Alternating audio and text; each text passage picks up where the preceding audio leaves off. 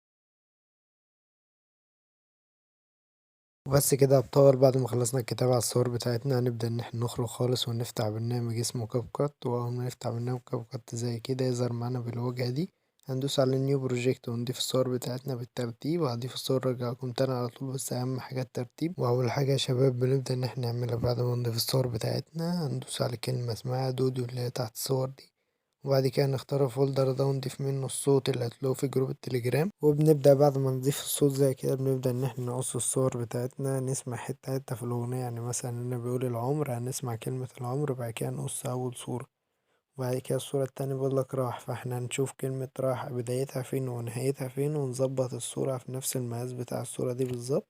هنظبط مع بعض الثواني وارجع لكم تاني على طول.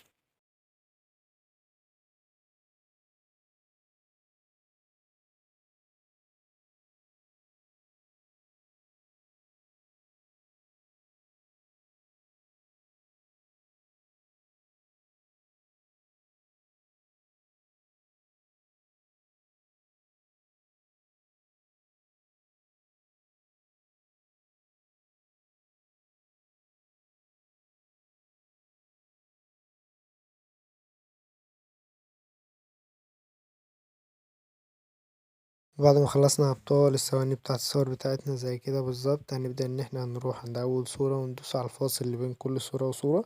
هيفتح معانا الخيارات دي، هنختار كلمة اسمها بلاك فيد، هندوس عليها زي كده ونحدد الصور بتاعتنا كلها وندوس على علامة الصح. تمام كده يا شباب. بعد كده ندوس على افكت، بعدين فيديو افكت، هتخش على كلمة اسمها بيزك. تمام، بعد كده تختار شيك وتدوس عليها دوسة تمام عشان تخلي الادجاست بتاعها السبيد على مثلا على 10، ونحاول نظبط اللي تحتها مثلا على 16 مثلا، وندوس على علامة الصح زي كده بالشكل ده بالظبط. أهم حاجة تمشي معايا خطوة بخطوة. وهنبدأ إن احنا نحددها بالظبط مثلا على ايه، على أول صورة اللي هي العمر راح جمايل. ولو وصلت لحد هنا تبقى انت صديقي الصدوق. انزل تحت يلا اعمل لايك واعمل كومنت يشجعنا نعمل فيديوهات تانية. وبعد ما خلصنا الاهتزاز بتاعنا اللي احنا ضفناه في الصور بتاعتنا زي كده يا شباب، هنبدأ ان احنا ندوس على اول صورة، بعد كده ندوس على انيميشن، بعدين ندوس على كومبو. تمام، دي كلها بقى ايه افكتات وفلاتر تقدر ان انت تستخدمها في الصور بتاعتك. شوف المناسب على صورك واستخدمه. انا استخدمت دول. اخلصهم وارجع لكم تاني على طول.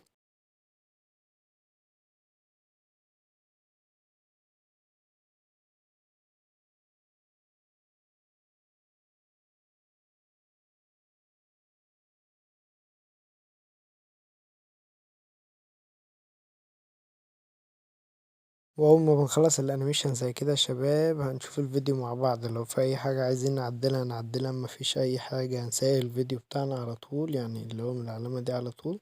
خلاص بقى مفيش حاجة هنعملها فاحنا هنسيب الفيديو. تمام، بعد ما شوفنا الفيديو مع بعض بالشكل ده، فيديو تمام مفيش أي حاجة عايزين نظبطها. بس كده يكون شرح فيديو النهاردة خلص. أتمنى الفيديو يكون عجبكم واستفدتوا منه. لو عايزين أي شروحات من دي تاني اكتبوا تحت في الكومنتات أو ابعتولي على التليجرام، اللينك اللي في الوصف. ولو عايز الصوت بتاع الفيديو ده هتلاقي اللينك في الوصف في جروب التليجرام. متنساش اللايك والاشتراك في القناة وتفعيل زر الجرس على الكل، أهم حاجة على الكل، عشان يوصلك كل الشروحات الجديدة أول بأول، يوصلك إشعار كده إن أنا نزلت فيديو فتخش تتفرج وتديني اللايك الرايق اللي شبهك زي كده. بس كده يا أبطال، استنى الفيديو حمل معاك وهيكون الفيديو بتاعك خلص. وبس كده، لو عايز أي شروحات من دي تاني اكتبلي تحت في الكومنتات، وده هتكون نتيجة شرح فيديو النهاردة، وأشوفكم في فيديو جديد.